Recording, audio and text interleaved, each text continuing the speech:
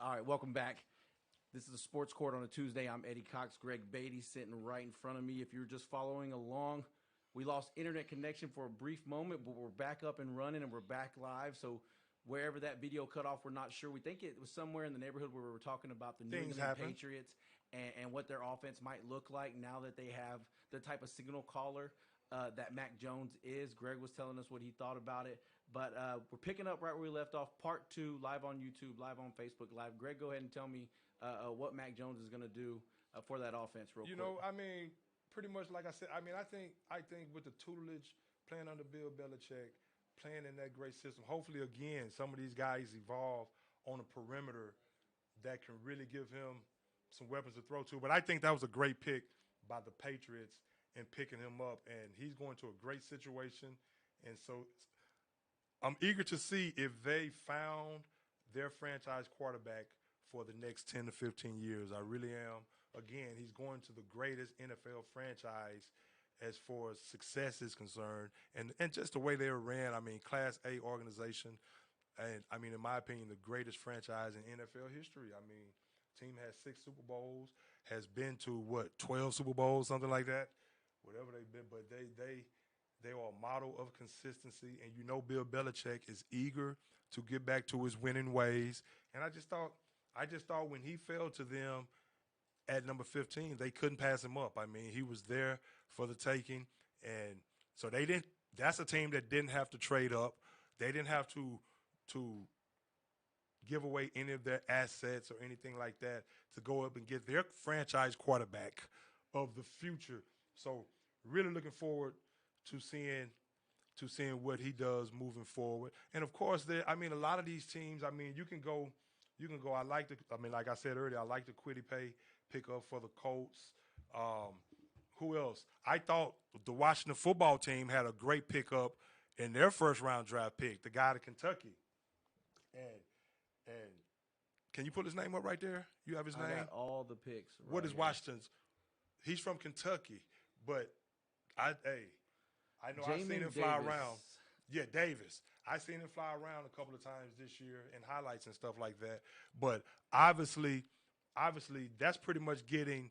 He could have been the best linebacker in the draft. I mean he can be that special to go along with the defense in Washington. Micah Parsons is never going to do an interview with you now after hearing you talk about this guy like that. Well, no. I mean, what I'm saying is, you know how I feel. No, I got you. But what I'm saying is, I still believe Michael Parsons, I would have taken him if I had the choice out of these two.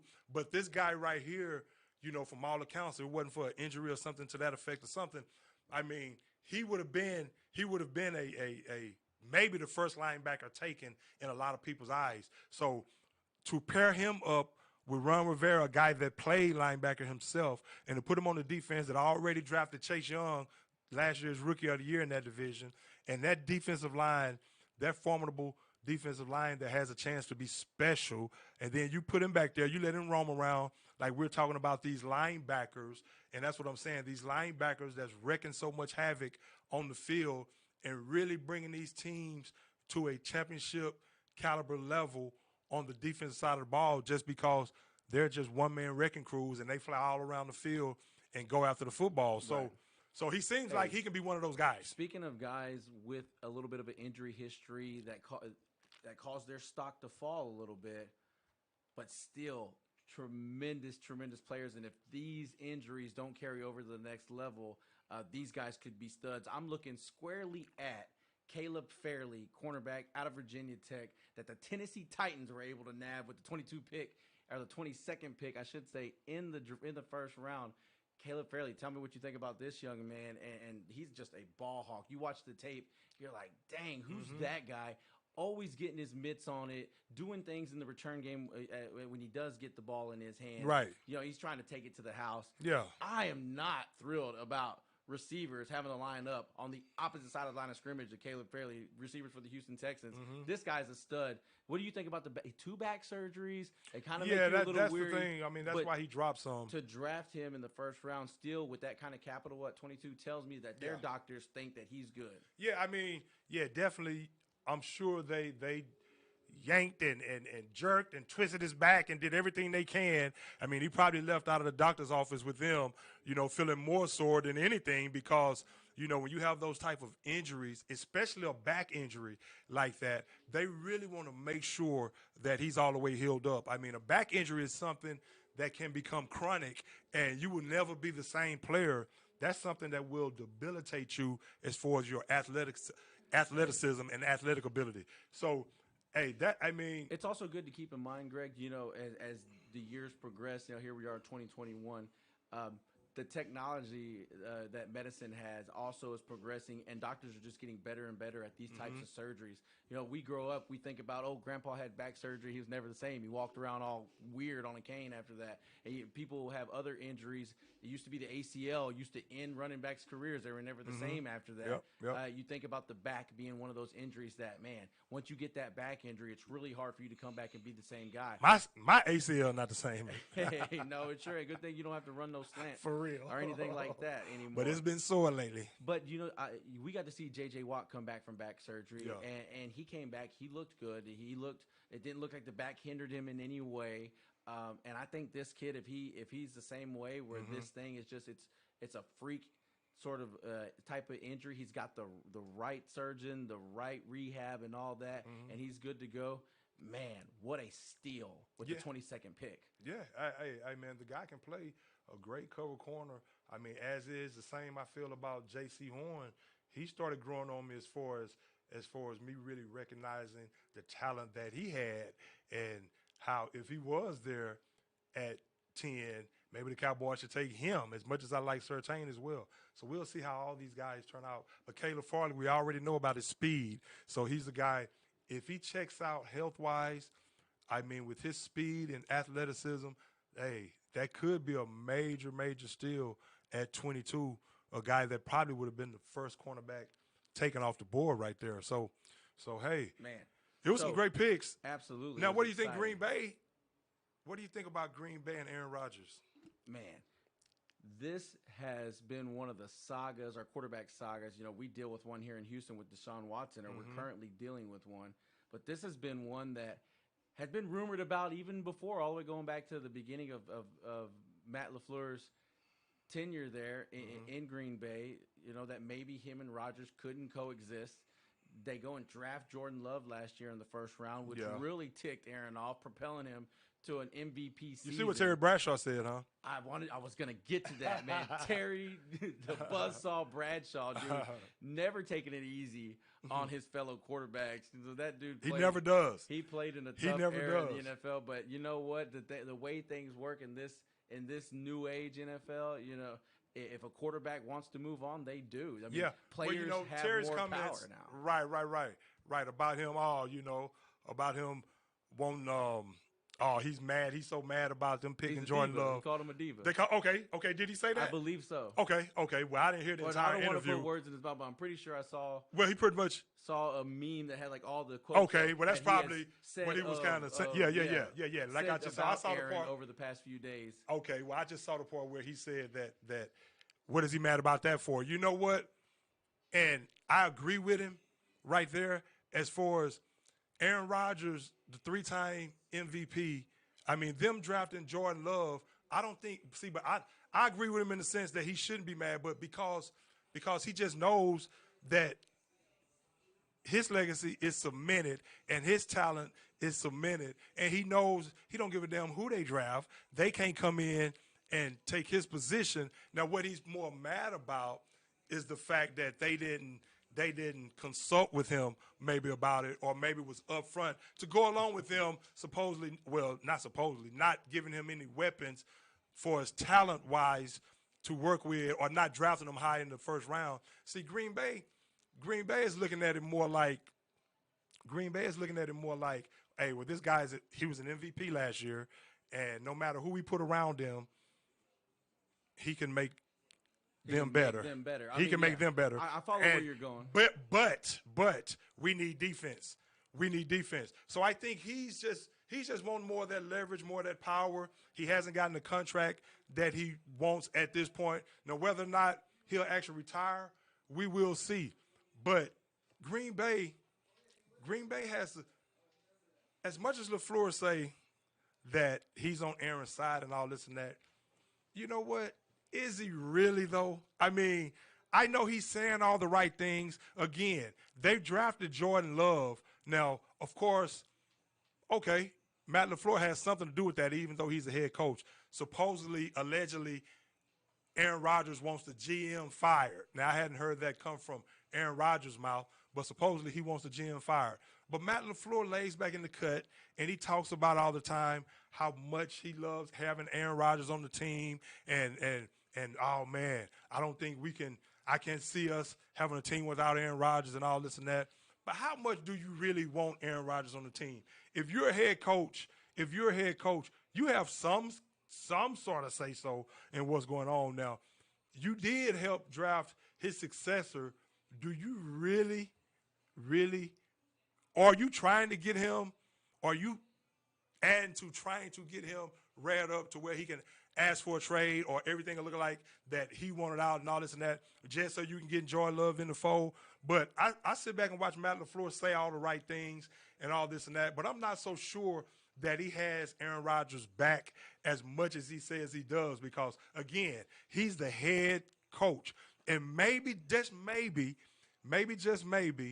he's probably looking at Aaron Rodgers as somebody, if he can get him out the door, a guy that has a strong personality and a leader, and he's probably, even though they probably have a good relationship, he's probably saying, let me get him out the door so I can get Jordan Love in here and I can really put my imprint on this team, because we all know Aaron Rodgers is the Hall of Famer, the guy with all this clout, and the guy that's going to demand this and demand that. So, hey, man, Look, I don't think he's going to – I think they're going to work things out. I think you make a good point about how tough it may be for Matt LaFleur I don't know, to run that team with Aaron Rodgers there, wanting to take control of things. I really think back, and I compare it to the relationship between Brady and Belichick near the end, where Brady, when he moved on to Tampa Bay, what he talked about, what he loved was Bruce Arians let him coach other players like he was a coach, let him take on that type of responsibility, let him be more involved with the management of the team or the management of the practices, where in a Bill Belichick ran offense,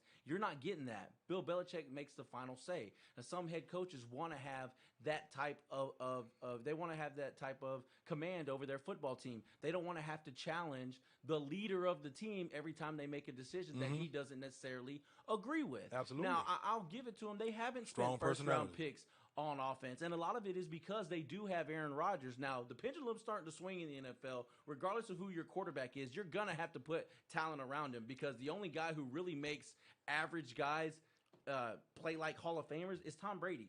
There's not really other guys who do that. You need those big play players. Wilson needs Metcalf. Mahomes needs Hill. Watson needed Hopkins and Fuller. You need those guys.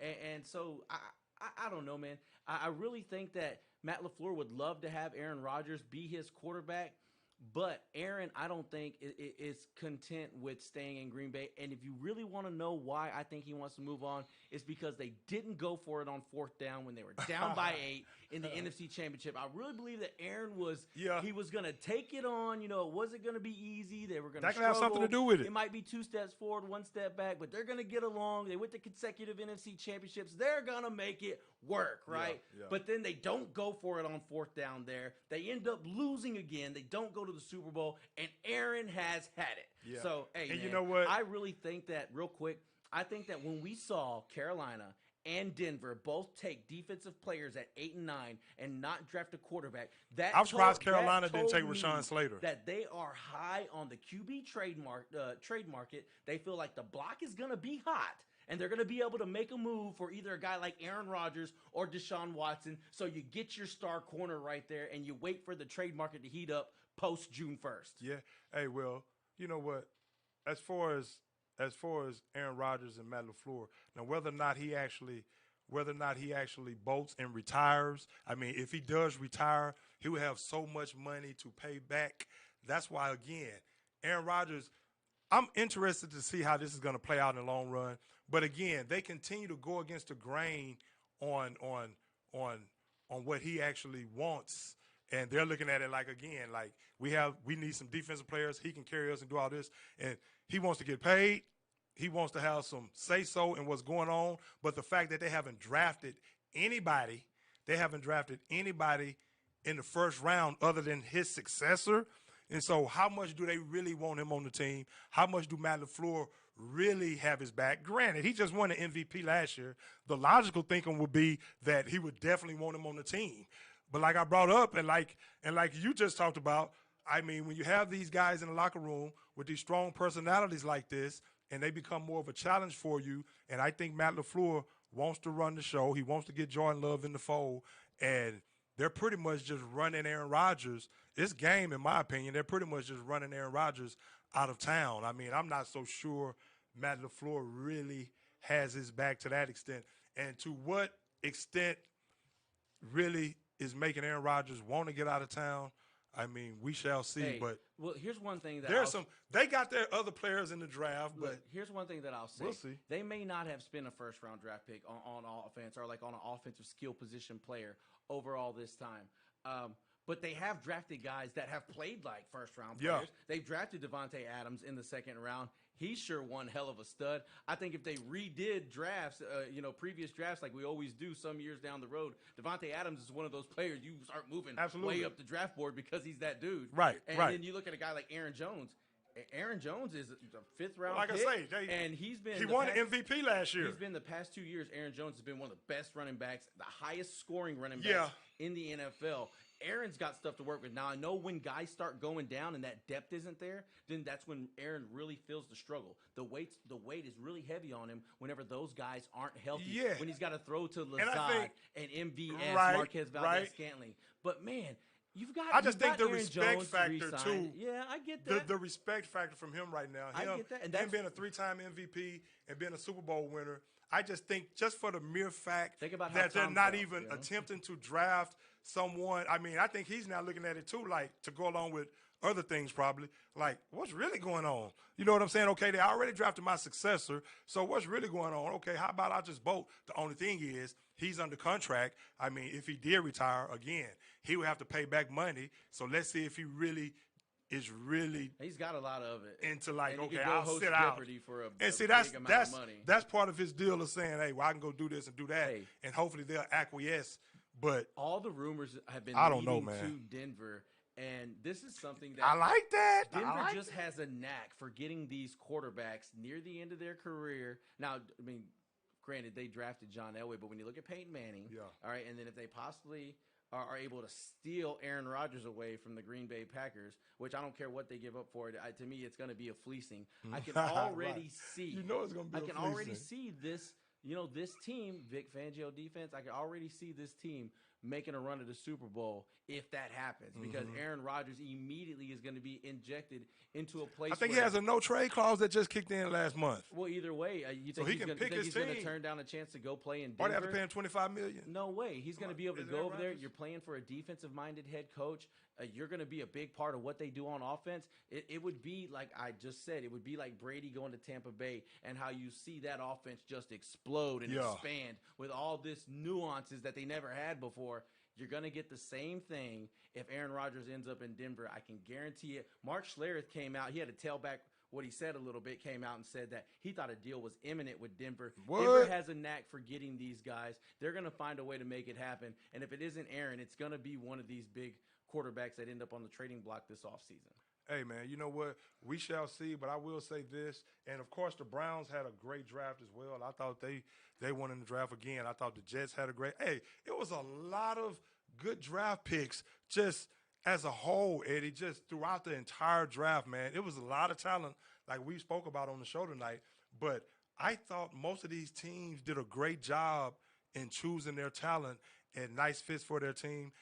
There's some teams that actually went for the best talent on the board at that time. Again, like I even said last week, but what always happens in the draft is always some curveballs. There are going to be teams that pick guys that you had no idea that they were even thinking about picking. And so that was automatic. And it was going to be some willing and dealing in the draft. That was automatic, but I'm really happy to see these guys get their dream come true. Hopefully they can make the best of it and wish them much success, man. But I just really thought as a whole, the draft, I mean, the talent that was in this draft and the teams, I mean, it's going to be a lot of parity in the near future in the NFL because of the talent that's circulating around the NFL right now, man. I thought these teams did a great job, and Now, they did their homework. they sure did. Now, before we put the draft to bed, never ever has The Browns drafted Jeremiah Osawa-Kamara from Notre Dame, and he's another guy. Speaking of injury, he's another guy that can be a great linebacker. And Anthony Schwartz from Auburn can take the top off of defense. Yeah, the injury history really hurt him. Yes, it did. It did. As he slid down the draft board. But I was getting at, like, never has we saved the best for last been, the worst thing you could possibly say. Because now we're about to talk about the Houston Texans. You say last but not least. This actually is last and least. A lot of people had the Texans finishing next year with the worst record in the Real league. quick, before we talk Texans, I just want to say real quick, and we're going to get right back to that. Just hold on to your Texans because I definitely want to hear your point on the Texans. Floyd Mayweather is about to fight again. Floyd Mayweather is about to fight again, man. YouTuber. Hey, man. What's his name? Floyd is about to fight Logan Paul. Now, one thing about Floyd, though, Floyd has to make sure. See, y'all see how Greg he comes in shape. Right when it's time to talk about the Texans, he wants to talk about fighting. No. He wants to talk about I just want to boxing. mention Floyd real quick, man. Floyd is about to come back Greg, and fight at what is he trying to get knocked out? He's out of shape right now. Even though Floyd is going to come in tip-top shape, but Floyd say he can make $100 million. But we'll get back on some boxing later. But Floyd better be careful, bro. I'm telling you, all these guys coming back in boxing. Hey, before we get to the Texans, real quick, they say Chad Ochocinco. This is why I want to bring it up. They say Chad Ochocinco is going to fight on the undercard. They just mentioned he's going to fight somebody on the undercard. They ain't even picked his fighter yet. But these guys getting out there. You see what happened to our guy? Little what's the one that got in the ring with your boy? With Floyd? No. They fought on the undercard. I don't know. The little high flyer that played for the Knicks. They fought on the undercard. About Nate Robinson. Little Nate. You see Nate Robinson. You see what happened to him. You see what happened to Nate Robinson last time. Chad Johnson, these guys better be careful, bro. Look. I'm telling you. Floyd going to get $100 million. I don't know. He better be careful. I don't know Logan Paul. I haven't watched his stuff on YouTube. I'll have to go check it out. But let me tell you something. If Conor McGregor couldn't go in and beat Floyd Mayweather, I don't care if he's out of shape.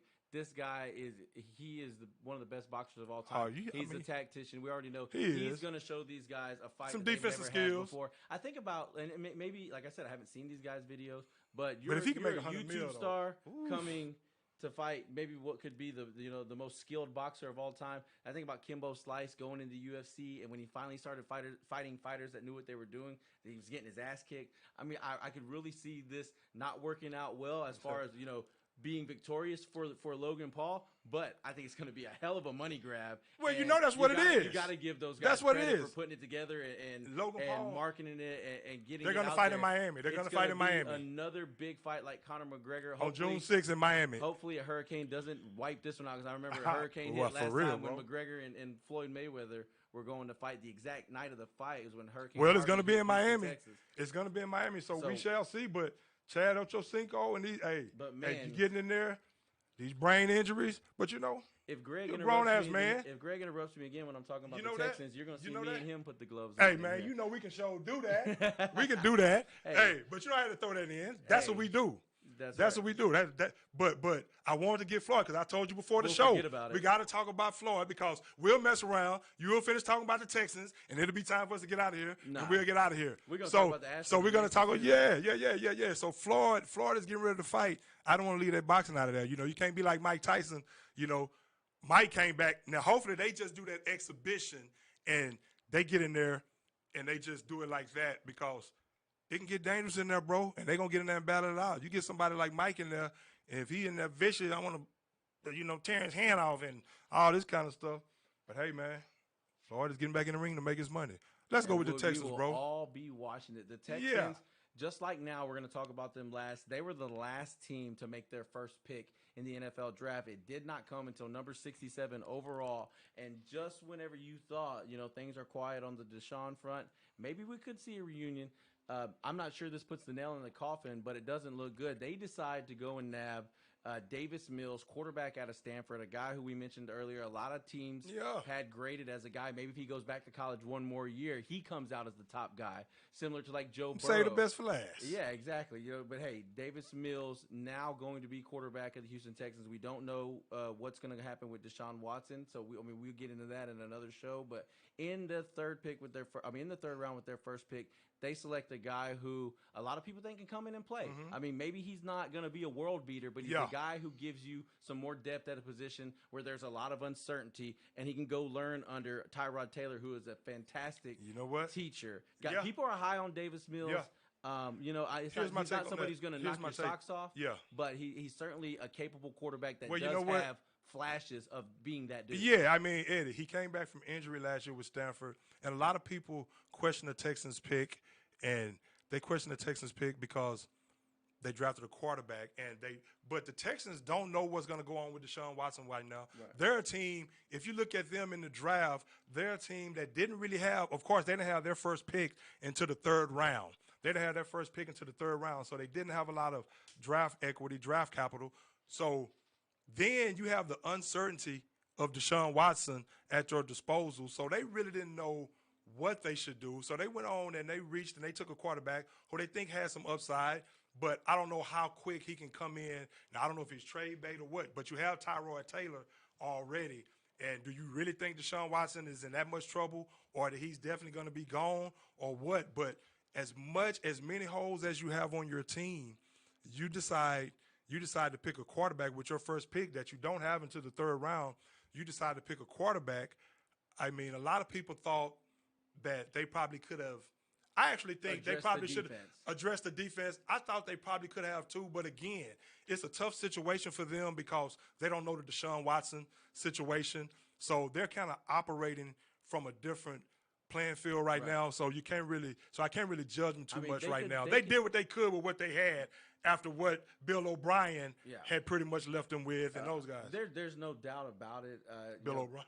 Texans general manager Nick Caserio came into this draft with, one hand handcuffed to one ankle. Yeah, no doubt. I mean, it was worse than just having one behind your back. No doubt. He was really hamstrung in a bad way. And so I think, after hearing his interview and listening to his take and giving a little bit of insight on their approach, they just had a group of players that they evaluated as target players that they were going to go after in this target area. Particularly, you saw I like the Nick Collins pick. They were able to get 2 picks in the top 90. Now you didn't get a first or second rounder, but you got 2 guys in the third round who some people had higher up on their boards than others. Guys who could have potentially gone a little bit higher.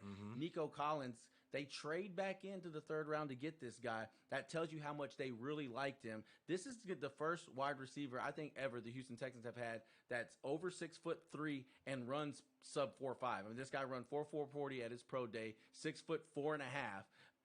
I think red zone target. When you look at the Houston Texans and what they really struggled on in the past, it has been in the red zone. Now, we all know the way to score in the red zone is to have a really good running game. But if you don't have that, get you a bunch of big targets. Get you big tight ends, get you big receivers, guys who can go up over these undersized defensive backs and get the football. Nico Collins has that potential, and he also adds something with his speed. Hopefully they can do a good job developing him. You think about Will Fuller coming in for the Texans a few years ago. He was a little bit raw as a route runner. I think they did a really good job on helping him sort of polish that part of his game up. Yes, sir. And it really became an asset for him, and that's why he got paid, what he got paid to go on a 1-year deal to Miami.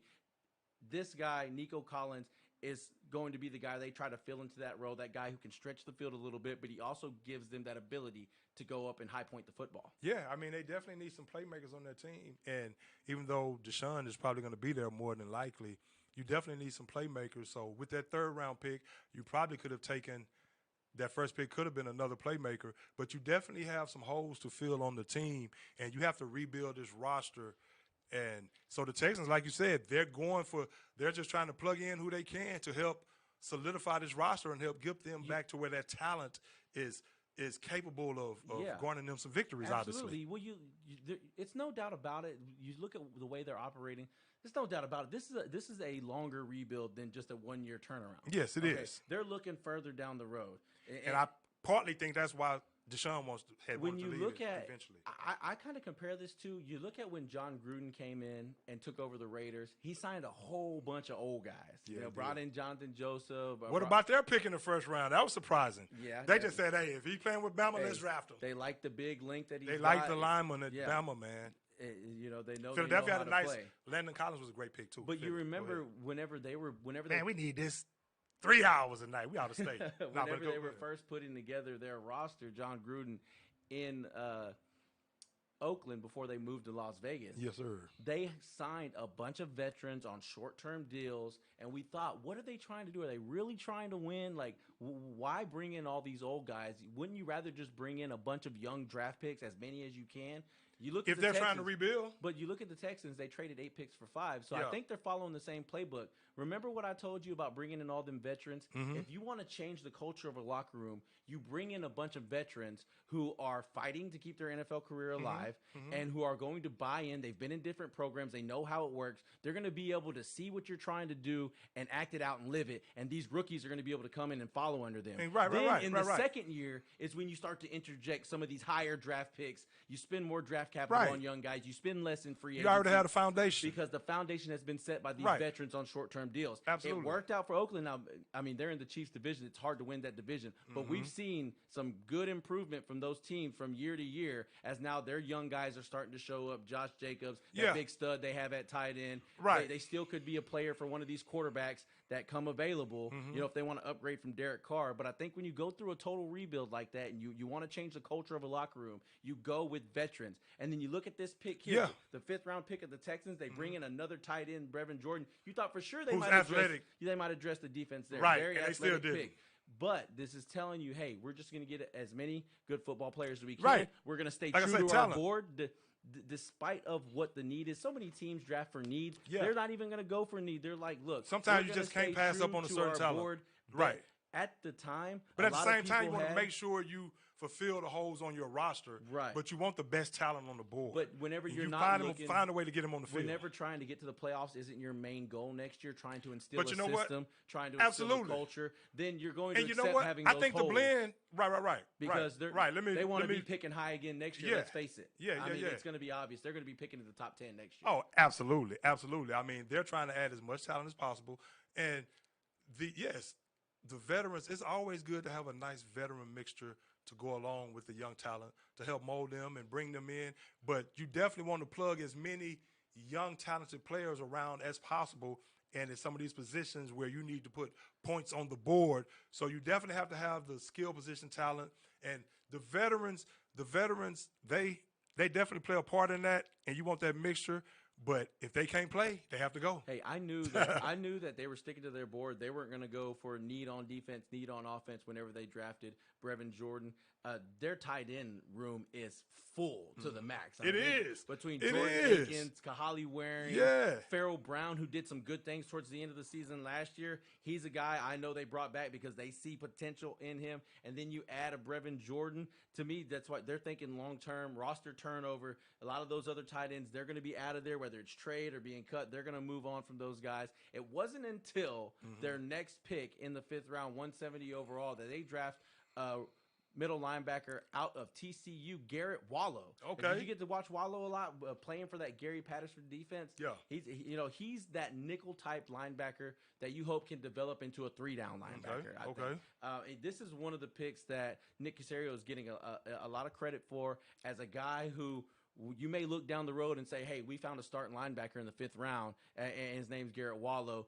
Gary Patterson does great things with his defenders. They come in. They're Gary usually Patterson ready. Nice. I know Ross Blacklock has been slow out of the gate so far for Houston, but they're hoping he can turn it up. Garrett Wallow is going to be one of those rookies. Keep your eye on. I look at him to be, if training camp and all that goes off as it normally would, I look him to be one of them training camp sweethearts that everybody falls in love with because he's one of those guys that has that presence about him, and he had it at TCU. Is a good addition for them in the 5th round. And then their final pick, Roy Lopez, defensive tackle out of Arizona. This is a guy that can come in and help them transition to that traditional 4-3 that they're going to run under Lovie Smith. Okay. You're not going to have that big space eater in the middle anymore. You need good defensive tackles. I'm really looking forward to see what Lovie does. I'm really really pulling for defensive end. Lovely, man. We know that defensive line is, it's barren over there. J.J. Watt left. There's a lot of holes. You've got guys that don't necessarily That entire roster fit needs to the be rebuilt. system that they're going to be running. But I think they're looking to address all those needs next year when they have high picks in the draft, when they match that and add it to probably what's going to still end up being a very large Deshaun Watson haul. I don't know if you got a chance to listen to Rich Eisen, but he says that there's still teams out there willing to pay multiple first-round picks for Deshaun Watson if and when he is cleared or this whole case gets settled. I totally believe that. Next year, if they lose some like games I always because say, their the talent, defense baby. is missing pieces, and they end up drafting in the top 5 again, and they're able to add that to 2, maybe 3 more first-round picks that they get They from get Deshaun better Watson, more sooner than later. then all of a sudden that rebuild kicks into high gear. I got you. And they start to blast off like the Rockets instead of the Texans. Well, you're definitely hearing it from a Texans fan right here, and this is H-Town. So that's another reason. It's hard to get why hype about I really want draft. to bring this guy in, of course, because I'm a Cowboys fan and this and that, and of course Houston to the day I die. But I needed me a true Texans fan, a true Astros fan, which I am a true Astros fan, and a true Rockets fan. And I gotta be honest, Greg is the first Cowboys fan from Houston that I actually trust. Because most of you guys, if you're living in Houston and you're raised in Houston, you grew up in Houston, and you're a Cowboys fan, it's hard for me to trust you. Hey, but you know what, though? It just doesn't make sense You know to what? me. You know what? That's how I feel about the Texans, and we're not going to get into this debate about the Texans and the Cowboys. Because I remember I used to go tailgating a few years back, and those Texans fans would come up to me talking noise about the Cowboys and this and that. I say, hey, man. I say the Cowboys, us Cowboys fans, not even thinking about the Texans right now. When Greg talks about his Cowboys like he's tightening his tie a little bit tighter. We're not going to talk down on you Texans fans. Hey, nah. Y'all are nothing to us. We don't punch down. You know what? Like I say, I would let them know we're not even thinking about the Texans right now. But they thinking about us. I don't know about that. It's Cowboy Nation, baby. Cowboy Nation. But Jerry's always got one eye down on the south, making sure things don't heat up too much. But down here. But that's what I like. That's what I like. So we need to get that Texans perspective. And, of course, you're going to get the Cowboys perspective from me. And I'm going to keep it 100. We're going to keep it 100. And it's a lot. Hey, man, again, you got the NBA right now too, Eddie. We can't forget about the NBA, man. I mean, yeah. And the Texans, real quick about the Texans, I'm really looking forward to see how quick they rebuild. And, again, they kind of have their hands tied this year with some of their own moves, of course. We'll see what happens with Deshaun Watson. But, of course, we joke around and this and that. I am a Cowboys fan, but I was the main one saying Deshaun Watson should have been the number 1 pick in the draft. So you know how I feel about Deshaun Watson as a football player. Hopefully these allegations are not true. I'll just say it like that. And we'll talk about that another time. But I'm a Deshaun Watson fan. And so I root for the Texans from afar because of Deshaun Watson. But at the end of the day, it's Cowboys all day. But we'll see what happens with them moving forward. I root for the Cowboys too, only because I don't want to. This guy does not like the Cowboys. I don't want to have to hear you going off about them. You'd be like, we're not even going to talk about the Cowboys. We're not going to talk about them sorry ass Cowboys. And I'm going to talk about them too. And then sure enough, here we go. I'm going to talk about them. I'm going to talk about them. So you know what? I'm going to break it down. That's all right because we're passionate about our teams, and that's what the sports court's about. You're following along, and you're passionate about your team. Man, hit the comment section. You want to hear more about the Tampa Bay Buccaneers, like my cousin Joe? We'll talk about the Tampa Bay Buccaneers. You want to hear about the Cleveland Browns? We'll talk about whoever you want, even if it's a sport that we may not be talking about. Get your takes in there, and I'll definitely address them. Greg will address them. Everything is on the table when you're in the sports court, baby. Right now, I want to talk about the Astros and the Yankees. Hey, duking it out right now. It's 3-3. Hold on. What you got? Let's see what LeBron talking about real quick. Then we finish up with that. Nah, go ahead with the Astros right now. No, it's cool if you I just said LeBron them because we're about to get out of here in a second. I do want to talk real quick. If you want to, you remember you talked about that before the show. You want to talk about LeBron and those guys. They're having to fight for that to stay from that 7 through 10 right now. Look, whenever we talked about it last week, and as I said, it's hard for me to imagine them not hitting the ground running, not getting healthy, not getting into the playoffs, and really being that Lakers team that they were last year. I'm a little bit. I may have to back off that a little bit after hearing the way LeBron James is talking about this play-in tournament, like whoever created that needed to be fired. Look, it is. Well, of course he's saying that now because they're in that position. Yeah, it's a different way of doing things. But wouldn't you think? I mean, if they were in the number 3 position, he would love it. The guy's a champion. He's a winner. It's just hard. It's hard for me not to criticize that comment because I feel like a true champion would have said it doesn't matter whether we got to play our way in or not. We're getting in. Yeah. And once we're in, we're going to take the Larry O. I mean, that's just the way it's going to Yeah, go. yeah. I feel like that's what a guy like Mike would have said. Your big time competitors. LeBron's one of those Something guys. like I would have said. I want to know why LeBron he does these things that continues. It's almost like he's trolling people, but you never know if he really feels that way, or if he's just pissed off that he's in that. Sometimes he in can that be passive position aggressive. Right now, Right. Sometimes he can be passive aggressive again. I think now this is me looking. Obviously, we're both looking from the outside in. Right. But I think the fact that they're in that position right now, again, if he was in the third spot right now or the second spot, he would be all good with it. But the fact that they have to play it now, maybe. Yeah. I mean, that's pretty much what it is. Being a baby, man. That's what it is. But again, if they win the third spot, they'll be all good and all this and that. Yeah. But again, they're in this position. Now he's saying he don't like it. But I agree. I would have said something like, it doesn't matter. We're going to win. He just knows that his ankle's not feeling good right now. He's frustrated. His ankle's not feeling good. His team has been on a downslide. And are you buying this? Some of that the ankle may be something that it may could be a little sore. Start to it may be a little sore. I mean, even though decline. LeBron has been an Iron Man, I mean, he had to leave a very important game the other day in the fourth quarter because he couldn't finish because that ankle was sore.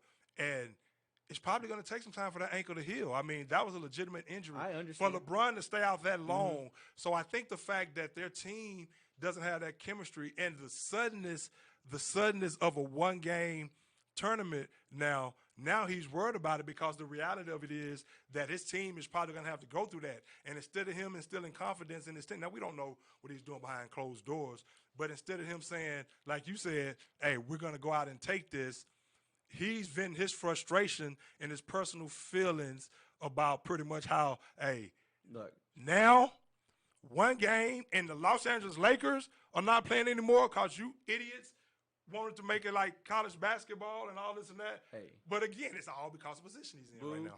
Boo freaking who? Crimea River, huh? The Lakers Crimea knew River. whenever they traded all that young talent to acquire Anthony Davis that if he got hurt or if LeBron got hurt or if something happened and one of their major role players got hurt. I'm just talking about where I think he may be coming from. I mean, they knew what the risk was, and now they're facing some of the heat. You know, you can't just – it's not always sunny skies and green pastures all the time. No doubt about it. You know, and they took a major risk trading their depth to acquire Anthony Davis, and him and LeBron have been hurt this year. Yeah. But you know what? He still could activate anytime.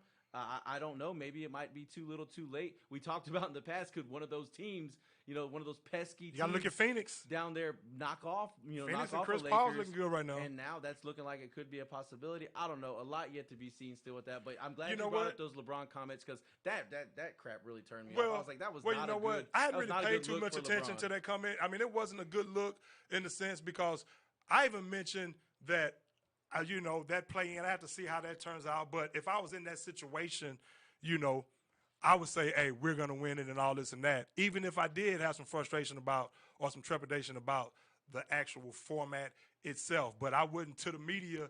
And, of course, I would feel confident in the sense that I can get my team, my championship team, we're the defending champs. Of course, I would feel confident that we can make it happen. I just think he has some uncertainty right now. Well, yeah, that's what it revealed. That's what it reveals, that he has some uncertainty, that ankle is sore. He don't know what's going to go on with his team. Teams in the West and it's are showing. their so chops. to come in, and plus he sees the parity in the West. So I think he could have kept that to himself. He vented it. But, you know, of course, that's no surprise to me about LeBron. I've always talked about LeBron and some of the things he's done, you know, to be kind of passive-aggressive. And as much as I love the guy, as much as I think he's a superb player, I've always pointed out things like that about some of the way that he goes about things. And as great as a guy as he is, make no mistake about it. So that's LeBron being LeBron in that instance right there. And he probably could have kept that one to himself. But I still think that now that ankle definitely has to get healthy. And if his ankle is healthy and Dennis Schroeder comes back healthy and the Lakers are healthy, I still think the Lakers win it all. And again, you have Kuzma, you have all these guys. I mean, but I think the Lakers with Montrezl Harrell again, I think they win it all as great as the Nets will be. But Phoenix, Eddie, a team that you're high on, Phoenix is playing well right now. And Chris Paul could be in the MVP discussion. That's how well he's playing. You see what he did against the Clippers the last time they were on national TV when he actually had 25 of his 28 points in the fourth quarter, single-handedly willing his team to victory. And it shows you what he's done for a Suns team. Like I've said, we'll see what happens with them in the playoffs. They did get in the bubble last year, but we'll see if they have that. We know Chris Paul has experience. We'll see what happens with some of those other guys that don't really have the experience that Chris Paul has. See if Devin Booker, who's a superstar, can step up. DeAndre Ayton. But Phoenix can be a dangerous team. And, of course, there's a lot of teams. Giannis in Milwaukee. I like what Giannis did against the Nets the other day on national TV. You see him and KD go at it. I mean, Giannis went for 49. KD went for what? 42, I think it was. Missed the game-winning shot. But, of course, they didn't have James Harden. So it's going to be – the playoffs are going to be interesting. It's only like about 8 more games left. But there's a lot of teams. There's going to be some parity. It's going to be some good competitive series. And the Lakers just have to get in where they fit in. And if they have to play in that tournament, they have to handle their business. Simple as that. So we'll see what happens. With the Lakers leaking oil and blowing parts on their way into the playoffs. They are. They really are. Every team around the league is looking like the door's been cracked open. I agree. And there's an opportunity there for us, one of these surprise teams that we talked about, maybe a Utah, maybe a Phoenix, or somebody. If Donovan Mitchell comes back healthy. Yeah, there's an opportunity for one of these teams to take over. Now, I know you want to talk about the Houston Astros playing the Yankees. Being the big Astros fans that we are, this is – I think the New York Yankees fan base as a whole, they're really tough to deal with. I don't like the Dodgers fan base. All the ridicule they throw the Astros way. You can put the Yankees. Dodgers right haven't played there. bad. I know you're happy about that. You could always. you could put the Yankees right Dodgers, there. But you know they're the Dodgers. They're going to be just fine. Yankees fans, players, organization. As far as I know, they are bitter. They don't believe the Astros really beat them in 2017. Yeah. They don't believe the Astros really beat them in 2019. They don't. This series will be the Even first though time that Chapman these two threw him teams a gopher ball. Yeah. This will be the first time these two teams square off since that home run was hit by Jose Altuve. Tonight, right? They're playing right now. It's a 3-3 ball game in What? the top of the sixth. Greinke got out to another slow start, gives up 3 earned runs. Got it. He gave. Well, the Yankees have been playing better lately. He gave up 3 in the first inning, but he was able to get it together. He gets pulled in the first for Brandon Bielak. This is going to be a tight-fought series because I feel like coming into this one, both teams have something to prove. I told you in the opening of the show, neither team started out the season they wanted to. I know the Astros went on that 4-game winning streak, but it came with a lot of losses after it, some struggles to the COVID-19 and all the regulations and stuff that you have to do with contact tracing and all that. They missed a lot of their players, a lot of their studs in the middle of their lineup for a period of time. The Yankees out of the gate were horrible against their divisional opponents. Right out of the gate, I think that I can't remember exactly how many they lost, but it was a large percentage of their. We talked about it games. on the show. They were able to claw themselves back to 500. I think they're at 14-14 right now coming into this. They've been game. playing better lately. Each one of these teams is looking at this series as a springboard. The Astros have been on a bit of a roll, though they lost on Sunday in a 5-4 ball game against the Rays. They've been on a roll, winning consecutive series 3 times in a row here now. They want to make sure that they added that by jumping on a New York Yankees team. The fans are out in full force. ESPN's all over it. The signs are everywhere. The shade is heavy. I know you see the shades on. A lot of shade being thrown the Astros' way. How do you think the Astros respond to that tonight? Clearly, they're in a dogfight right now. Right now, it's 3-3. For the whole series, how do you think they respond to those fans, those players, that organization being in Yankee Stadium, knowing that they are the most hated team in baseball? Right. And we've talked about it ad nauseum on this show. And the attitude, I hope the Stros have some dogs on that team. I know Dusty is not a pushover. Like I said a few weeks back, I didn't like the comments Dusty came out and made when he was saying that the fans should just let it go and this and that. No, man, you take this head on and you be like, you go tell your team it's us against the world, and you go into those stadiums and you feel like it's y'all against the world, and you go out there and kick their ass. And you go out there with that type of attitude like y'all can't be stopped, and we're going to show y'all why we were the World Series champs. Yeah, they've admittedly cheated and this and that, but they need to have an attitude like they're going to go out and show them. They're in New York. This is the biggest test right now. You know the fans are going to boo like you're saying, but you have to go in. You have to go in expecting that for one. Oh, they already know. Yeah, There's right. no doubt about right, it. Right. You have to go in expecting that, and then you have to trust your talent. And you have to hone in. You have to concentrate. You have to have a game plan. You have to have done your homework against the pitcher that you're facing that night. And you can't really get caught up, even though I say all that, you can't really get caught up in the emotions of it and what those fans are doing. You still have to go in. They still have to go in with the game plan that they have to execute. They have to pitch well. They have to play defense. And they have to concentrate at the plate. And the fans booing them should just motivate them. So right now it's tied up 3-3. Yes.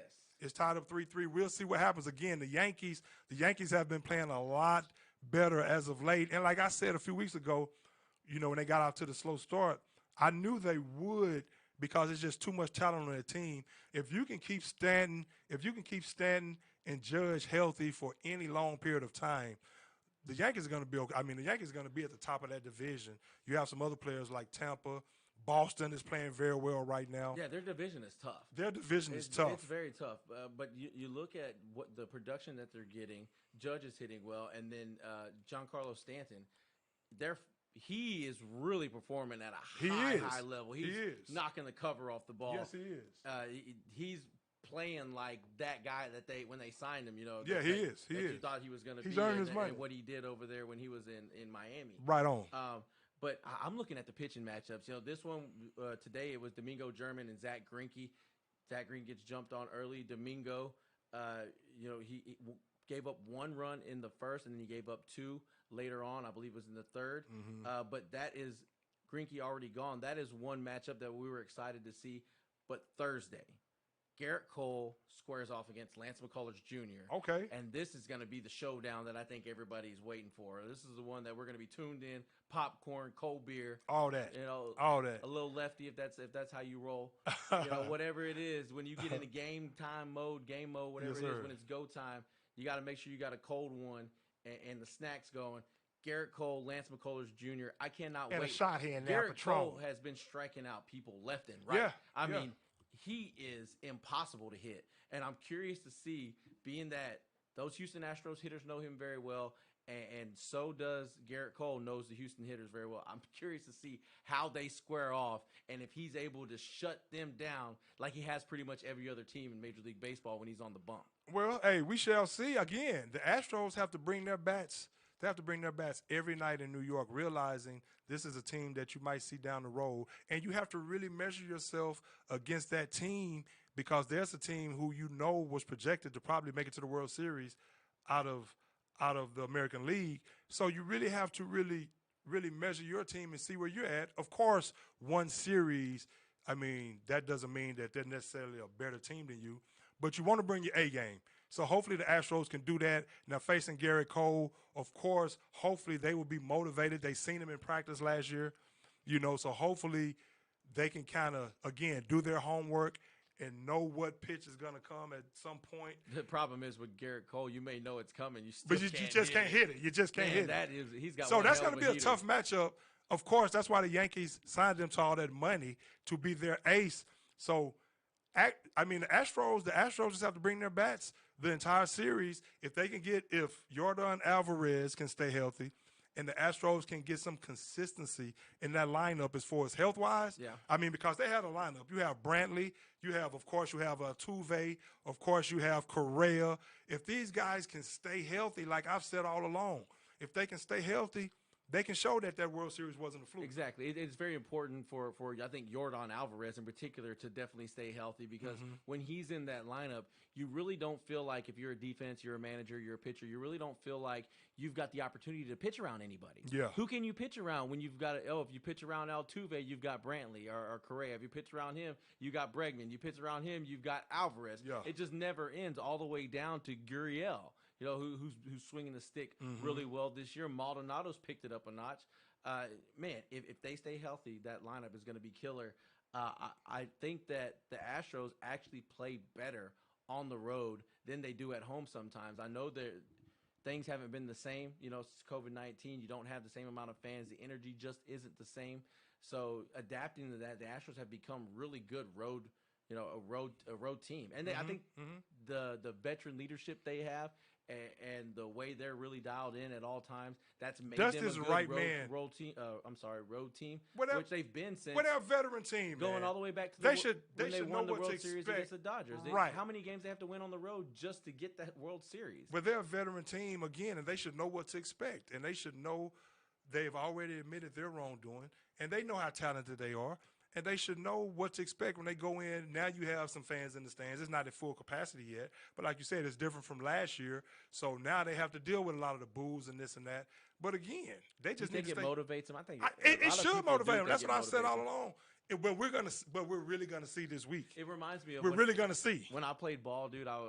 We were in the playoffs playing against Clear Creek, and there was these real pretty girls in the stands, and they kept saying real loud when I was batting that I didn't have no ass. They're like, you don't have any ass. And I'm like, I think it's a respectable set of man cakes back there, you know? There y'all go. But, you know, I heard them, and it was driving me insane. Well, little do you know, the very next pitch, I hit a home run. There it is. And it may not have no it woke ass, you up. but the boy can swing the stick. But you got some arms, hey, huh? That's all that matters. But it just kind of goes to give you a little bit of, my take. No, I got you. Where, sometimes negativity motivates well, like I've said all along, to perform at a high level. And I think these guys, if anybody, screw what I was doing in high school, these guys, that's their bread and butter. It should be. They take that, they put that chip on their shoulder, and they let it propel them forward, hopefully to a victory. I'd love to see them sweep the Yankees in this one. Don't think it's going to happen, but man, we'll be rooting for the hometown kids. Yes, sir. Hey, you know who else I like?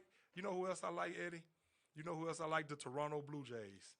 The Toronto Blue Jays. Springer is back. He had to leave the game the other day because of leg fatigue, but Springer is back. Has already hit a home run or two, a couple, I think. But Vlad Guerrero Jr., a guy who's the number one pick, who I even knew before Fernando Tatis Jr., who was the number one prospect. Tatis was the number two prospect. Like I said, he lost like 36 to 42 pounds in the offseason. Of course, we all know his dad, Vlad Guerrero Sr., Hall of Famer, Hall of Fame baseball player, played for many years in the league. But Vlad Jr. was the most highly touted prospect. He had a somewhat okay rookie season, but now he's lost that weight. He's dialed in. He's playing like the number one pick that we all knew he would be. Pops, he looks special. He looks like Pops. He looks special. He looks like Pops. Hey, and you know what? Hopefully, he keeps that same. Discipline. What did he do the other day? I read something. He had 3 home runs. 3 home runs. 3 home runs in one game. Again, I think he's hearing all of Fernando Tatis Jr., fodder, and he's saying to himself, hold on, I was the number one pick. Man. And I like what he done in the offseason as far as getting his body in shape, taking the game serious. Now he's even doing a better job of his approach at the plate is a lot better as well to go along with that talent. So now he's really starting to blossom as that number one overall pick. And I think he's going to be special. That lineup is deep. You have Biggio Jr. Yeah. You have Dante Bichette's son. Bichette, I mean, they have a deep lineup, bro. I like what badass would it be Toronto is doing. How could you not? Except I really wish George Springer still played for the Astros. I know you do. How badass would it be for Guerrero Jr.